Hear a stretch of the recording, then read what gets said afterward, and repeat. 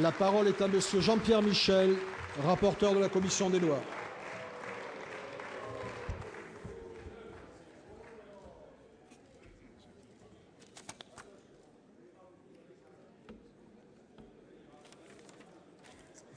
Monsieur le Président, Mesdames les ministres, mes chers collègues.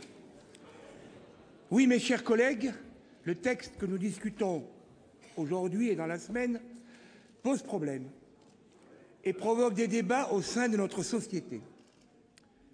Pour ma part, je respecte toutes les opinions, dès lors qu'elles sont respectueuses des droits des citoyens et notamment des homosexuels.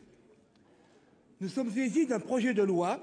Or, les lois ne sont pas des actes de puissance, ce sont des actes de sagesse, de justice et de raison. Et c'est sous cet extrait du discours introductif au Code civil de Portalis que je veux me placer dans ces débats. La discussion de ce texte est pertinente aujourd'hui, non seulement parce qu'il transcrit une promesse du candidat François Hollande, mais surtout parce qu'il est le produit d'une triple convergence qui lui donne toute sa force. En effet, depuis la fin de la guerre, nous avons connu une évolution sociale et juridique de l'homosexualité qui est passée de la condamnation à la reconnaissance. La famille et le mariage ont également connu une évolution sociologique importante, sur laquelle je reviendrai plus tard. Et enfin, une partie des pays de l'Union européenne et au-delà nous ont devancés dans l'ouverture de mariage aux couples des personnes de même sexe et même sur l'adoption et l'homoparentalité, même si ces deux questions ne sont pas toujours liées dans les différents pays. Donc, en consacrant cette évolution, le projet de loi que nous discutons est un geste fort d'égalité. Et à cet égard, je me permets de citer le père de nos constitutions et de notre démocratie parlementaire, Sieyès, qui écrivait dans Qu'est-ce que le tiers-État ? Je me figure la loi au centre d'un globe immense. Tous les citoyens, sans exception aucune, sont à même distance sur la circonférence et n'y occupent que des places égales. Ce vœu d'égalité a déjà été formulé lors des débats sur le PACS et il est conforme aux principes qui fondent notre République.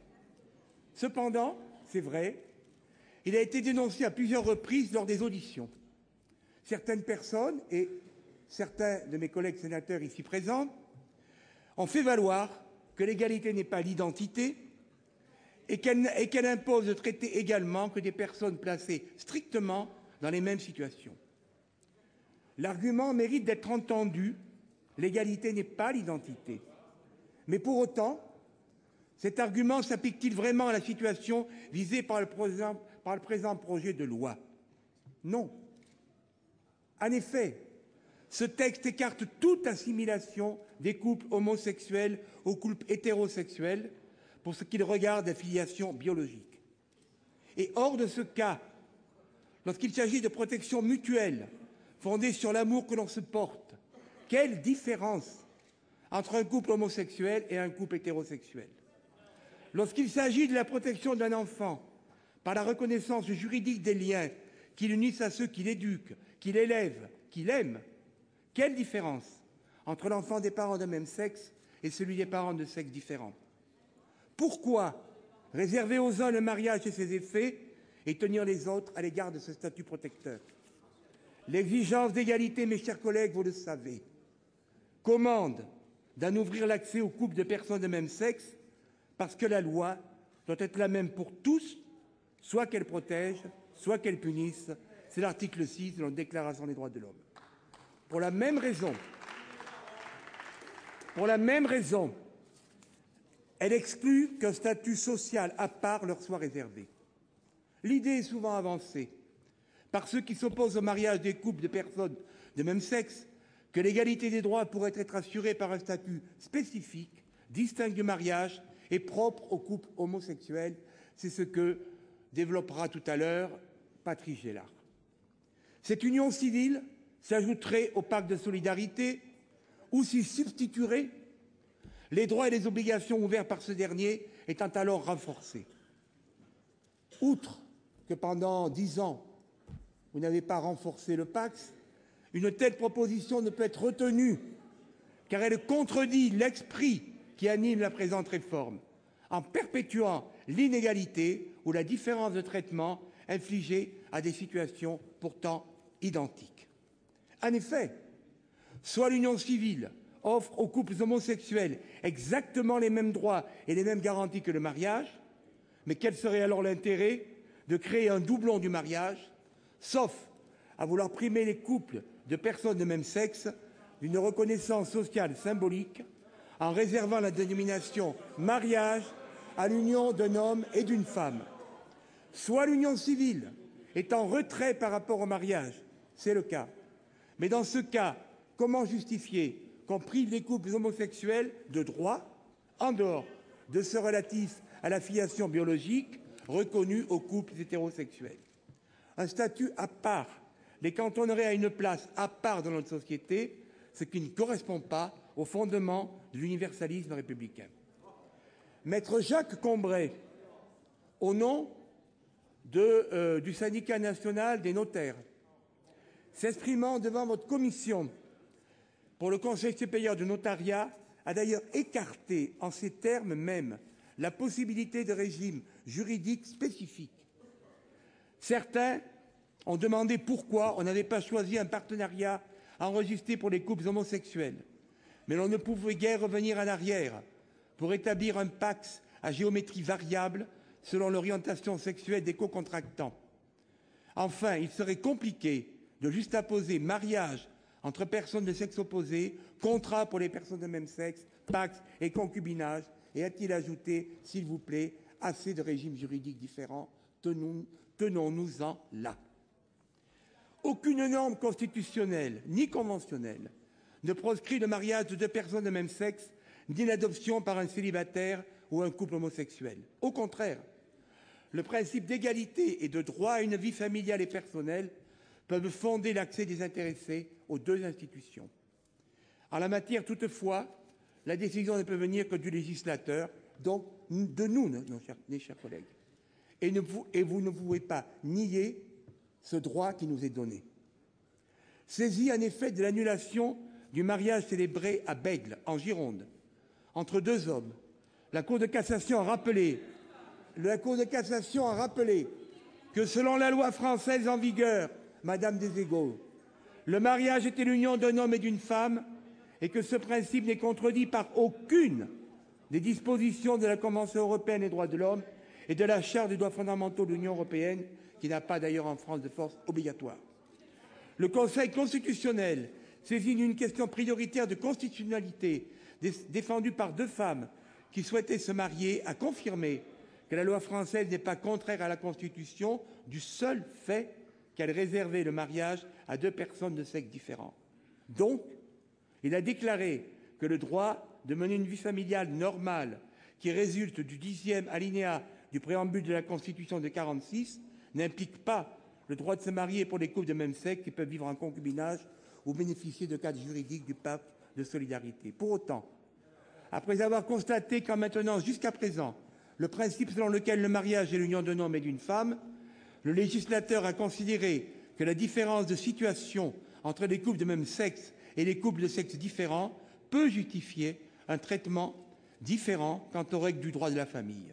Et le Conseil constitutionnel a rappelé qu'il ne lui appartenait pas de substituer son appréciation à celle du législateur sur la prise en compte en cette matière de cette différence de situation. Cette dernière mention correspond, dans la jurisprudence constitutionnelle, à la limite que la haute instance donne à son propre contrôle et à la marge d'appréciation discrétionnaire qui relève de la compétence souveraine du législateur, de la nôtre, mes chers collègues. Ce faisant, le Conseil reconnaît que le droit d'ouvrir ou non le mariage aux couples de même sexe n'appartient qu'à nous et qu'aucune norme constitutionnelle ne s'y oppose. Les engagements internationaux de la France ne présentent d'ailleurs pas un obstacle à la décision du législateur en cette matière. Certains des principes qui les inspirent peuvent en effet, au contraire, utilement guider le législateur dans son choix, la liberté, l'égalité, le droit de mener une vie familiale normale. Chacun plaide pour que ce droit dont bénéficient aujourd'hui les couples hétérosexuels soit ouvert aux couples homosexuels. Sous cette lumière, la décision peut être débattue, mais l'avancée sociale apparaît plus que jamais nécessaire. Alors, mes chers collègues, je l'ai souvent entendu au cours des auditions, de votre bouche et de la part d'un certain nombre des intervenants, c'est le mot mariage qui vous gêne. Mais, mes chers collègues, ne confondez pas le mot et la chose. Et rappelez-vous la phrase de Jacques Lacan qui dit que le mot tue souvent la chose. Ce sont les rédacteurs du Code Napoléon qui ont employé le mot mariage pour créer une union civile entre un homme et une femme dont le cœur était la présomption de paternité, comme le rappelle justement Irène Théry. Ils auraient pu employer un autre terme et ne pas se relier à ce que certains d'entre vous, pas tous, ont en tête, le mariage religieux. Aujourd'hui, l'évolution du mariage montre bien qu'il s'agit de toute autre chose, puisque le mariage civil n'a rien à voir avec le sacrement religieux et que ce projet de loi, d'ailleurs, ne dénature point l'institution du mariage républicain hétérosexuel. Ainsi qu'on l'a vu précédemment, en effet, le projet de loi est parfois dénoncé par ses opposants en raison de la dénaturation de l'institution du mariage qu'il réaliserait. Mais n'est-ce pas, mes chers collègues, renverser l'ordre des choses ? Car le texte proposé sanctionne plutôt l'évolution de l'institution elle-même, qui s'est abstraite déjà depuis longtemps du modèle cristallisé pendant plusieurs siècles sur lequel elle reposait, pour revenir au principe de liberté et d'universalité, comme l'a si bien démontré Madame le garde des Sceaux, qui l'a caractérisé d'ailleurs à l'origine, incarnant plus la protection que se donnent les deux époux que le seul modèle de filiation possible. Une affirmation de la liberté de l'homme dans la formation comme dans la dissolution du lien matrimonial, c'est pour l'ordre terrestre l'essentiel du message français, rappelé le doyen Jean Carbonnier dans son célèbre article « Terre et ciel dans le droit français du mariage ». L'article 146 du Code civil, d'ailleurs, depuis 1804, en porte aujourd'hui la marque, puisqu'il établit qu'il n'y a pas de mariage lorsqu'il n'y a point de consentement. Cet esprit de liberté s'appuie sur l'universalité de l'accès au mariage. Tout citoyen majeur peut y prétendre. Et la Révolution a ainsi opéré une rupture très nette avec le mariage religieux de l'Ancien Régime et confirmé l'égalité de tous devant le mariage. C'est un pas supplémentaire qu'aujourd'hui le gouvernement nous demande de franchir. En consacrant la liberté du mariage et en la rattachant à la liberté personnelle découlant des articles 2 et 4 de la Déclaration de 89, le Conseil constitutionnel lui-même manifeste qu'elle a partie liée avec l'universalisme républicain. L'évolution du mariage vers plus de liberté, vers plus d'égalité, s'est poursuivie tout au long du XIXe et du XXe siècle. Et elle s'est manifestée dans la fin du monopole du mariage, dans l'établissement de la filiation. C'est la loi du 3 janvier 1972 qui a apporté une révolution totale au mariage traditionnel, à la famille traditionnelle, tel que certains d'entre vous l'envisagent, inspiré par le doyen Carbonnier, qui a engagé l'abolition de la distinction entre les enfants légitimes, adultérins, naturels, et qui s'est achevé avec l'ordonnance du 4 juillet 2005 portant réforme de la filiation. Parallèlement, les formes de conjugalité ont évolué. S'il reste une référence majoritaire, le mariage n'est plus la seule union possible. Et une étude de lycée montre qu'en 2011, en France métropolitaine, sur 32 millions de personnes majeures déclarant être en couple, seuls 23,2% sont mariés et partagent la même résidence, 22,6% sont en union libre et 4,3% sont pacsés. Cette évolution des conjugalités s'est répercutée sur les filiations. Cela a été rappelé tout à l'heure par Mme Dominique Bertinotti. Depuis 2006, il n'y a plus d'enfants en mariage qu'au sein du mariage. Et selon les chiffres provisoires, les naissances hors mariage représentent en 2012 presque 60% des naissances totales. Il n'est donc plus possible, pour l'ensemble de ces raisons, de considérer le mariage comme l'unique institution de la filiation, indissociable de la filiation biologique. Même si, mes chers collègues, ce projet de loi n'enlève rien au mariage, n'enlève rien à la famille traditionnelle, dont la plupart d'entre nous d'ailleurs sont issus, s'en félicitent. Et ici, je veux rendre hommage à mes parents, père et mère, qui m'ont élevé et qui ont fait de moi ce que je suis aujourd'hui. Merci, et c'est tant mieux. En effet, dès 1950, le doyen Carbonnier estimait d'ailleurs, dans son article précité, notre droit matrimonial ne se dément pas, son génie, son démon, c'est la liberté. Eh bien, aujourd'hui, mesdames les ministres, c'est vers plus de liberté à quoi le gouvernement nous engage. Et en cela, eh bien, il suit le doyen Carbonnier, qui pourtant, aujourd'hui, n'aurait pas partagé tout à fait les mêmes idées que nous-mêmes.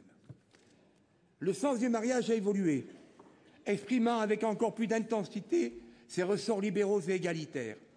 Le texte qui vous est soumis s'inscrit dans cette dynamique. Il l'accompagne plus qu'il ne l'engage d'ailleurs. L'institution du mariage a sensiblement changé de sens et de but. Elle n'est plus un mécanisme de législation sociale des familles, mais la garantie de leur protection. Alors, aujourd'hui, le mariage n'est rien moins que le plus haut degré de protection juridique que peuvent se vouer pleinement et librement deux personnes qui s'aiment de même sexe ou de sexe opposé. Et surtout, cette protection dont profitent les époux est aussi celle dont bénéficieront les enfants, car il est de leur intérêt que chacun de leurs parents soit suffisamment protégé et que les parents ensemble le soient. Cette protection se manifestera notamment par le fait qu'un juge se prononcera obligatoirement en cas de séparation sur les modalités d'exercice de l'autorité parentale. Ainsi compris, rien ne peut justifier de tenir encore à l'écart de la protection de la loi les familles homoparentales qui souhaiteraient se placer sous leur égide. Alors oui, mes chers collègues, et j'en suis profondément convaincu, sinon je ne serais pas à cette place aujourd'hui. Ce texte est un texte qui est destiné à protéger les enfants et qui parachève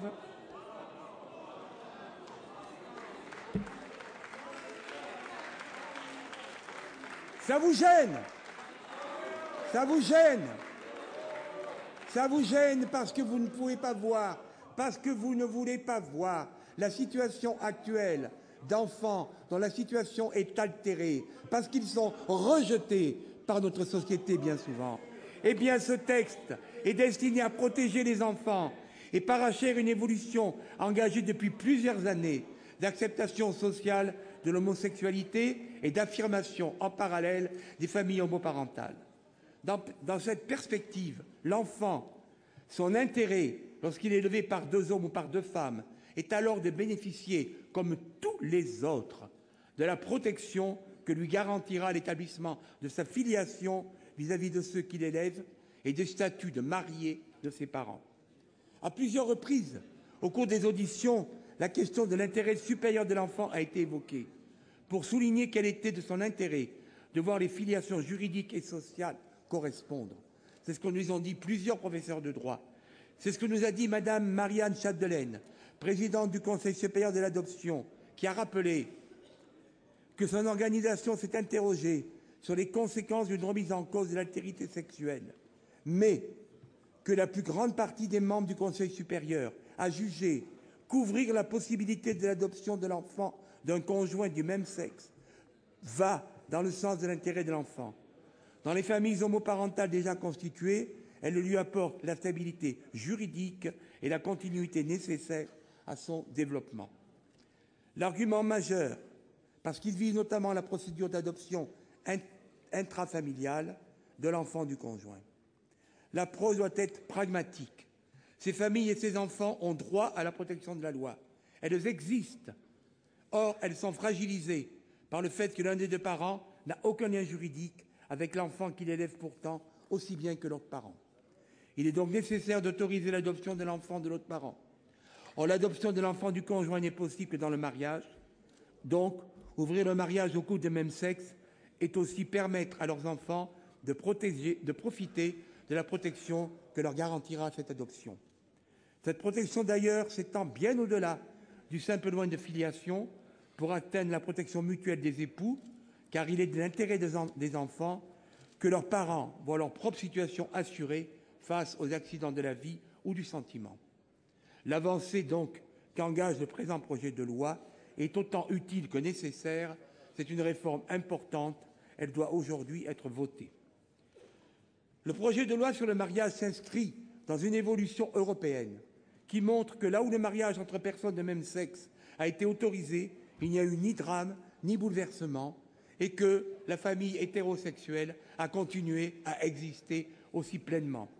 À ce jour, 11 pays ont légalisé le mariage homosexuel en Europe, mais aussi à l'extérieur, dans l'État de Mexico, dans plusieurs États des États-Unis, au Québec, en Argentine, dernièrement en Uruguay et en Europe dernièrement, grâce à un gouvernement conservateur de M. Cameron en Grande-Bretagne. Cela représente une population de plus de 280 millions d'habitants répartis sur 4 continents. L'adoption par un couple de même sexe y est autorisée, mais souvent d'ailleurs sans relation avec le mariage, puisque dans certains pays, elle a été autorisée avant même que le mariage au couple de même sexe n'ait été ouvert. La voie que trace la France avec ce projet emprunte évidemment à la perspective universaliste et inégalitaire. Mariage et donc adoption, adoption simple et filiation. Les travaux de votre commission, mes chers collègues, et comme j'ai déjà parlé suffisamment longtemps, je serai très bref sur ce plan, les travaux de votre commission ont conduit votre rapporteur à proposer, comme l'a dit tout à l'heure Madame le garde des Sceaux, un certain nombre de modifications au texte qui nous est arrivé de l'Assemblée nationale, et je veux rendre ici hommage au travail de l'Assemblée et de son rapporteur, Erwa Binet. Nous avons gardé le texte tel qu'il est, son périmètre tel qu'il est, et j'ai demandé à la commission des lois, et je vous demanderai, mes chers collègues, de repousser tous les amendements qui dépassent le cadre de ce texte, qu'il s'agisse des amendements ouvrant d'autres possibilités de filiation, qu'il s'agisse d'amendements instituant d'autres formes d'union, qu'il s'agisse d'amendements améliorant le PACS. Ce n'est pas dans ce projet de loi, cela aura sa place dans d'autres projets de loi, puisque le gouvernement a annoncé le dépôt d'un projet de loi consacré à la famille d'ici à la fin de l'année et engagé des consultations en ce sens. Les sujets évoqués trouveront dans ce texte leur juste place. Alors, vous l'aurez compris, et pour conclure, mes chers collègues, votre commission des lois a souhaité que ce projet important soit étudié dans les meilleures conditions possibles et qu'il fasse l'objet d'un examen respectueux et sérieux au sein de notre hémicycle, comme cela a été le cas lors des auditions que nous avons menées et lors des réunions de la commission des lois. Pour ma part, et je le répète encore une fois, je respecte toutes les expressions dès lors qu'elles ne portent pas atteinte à la dignité des personnes, ce qui n'a pas toujours été le cas en dehors de cet hémicycle, j'en conviens. Par conviction, mais aussi par réalisme, je pense que le rôle du législateur est de prendre en considération l'évolution et qui se fait soit en ce qui concerne l'ouverture du mariage, mais que le législateur doit encadrer et fixer les bornes aux possibilités extrêmes souvent, j'en conviens, que la recherche médicale et la mondialisation offrent pour la procréation. Les enfants qui sont nés de cette façon-là et qui naissent aujourd'hui ne peuvent être tenus pour responsables de la façon dont leurs parents les ont conçus. Et ils ont droit, comme les autres, à la protection de la loi. C'est la raison pour laquelle, mesdames les ministres, je vous demande instamment de présenter rapidement un projet de loi sur la famille qui prenne en compte toutes ces exigences, et notamment la filiation sociale. Comme l'a très bien dit d'ailleurs Françoise Héritier, les sociétés ont toujours trouvé des compromis. Et dans un article publié en 1989, Claude Lévi-Strauss nous guide dans cette exigence. Le conflit entre parenté biologique et parenté sociale, qui embarrasse tant chez nous les juristes et les moralistes de tout poil, n'existe pas dans les sociétés connues des ethnologues. Elle donne la primauté au social, sans que les deux aspects se heurtent dans l'idéologie du groupe ou dans les consciences de ses membres. C'est au bénéfice de ces observations et des amendements qui ont été adoptés par la commission des lois que je vous prie, mes chers collègues, de bien vouloir adopter ce projet de loi. Je vous remercie.